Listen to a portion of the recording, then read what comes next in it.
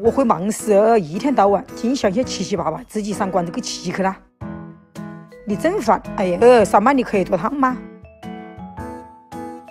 啊，那就赶快做些了，不要耽误我时候啊。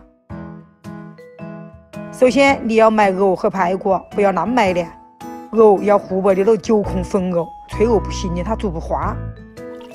排骨也要新鲜的猪大排，最好是排骨和带筋的瘦肉是搭配的。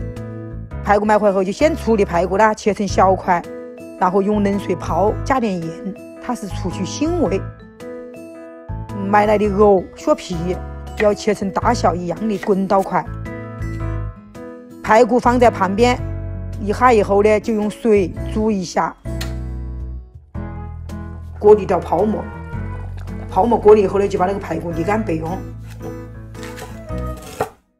就在锅里放点油，再放点生姜片，把排骨和生姜片一起炒。等排骨有点颜色以后，就放开水煮，换个容器就把换了砂锅里煮。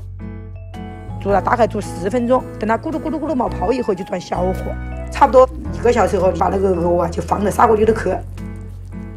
就用大火煮，差不多煮半个小时吧。你看那个藕啊，就差不多熟了，汤呢也就变成白色了，肉汤就好了。最重要的就是熄火了以后，你盖子千万不要马上揭啊！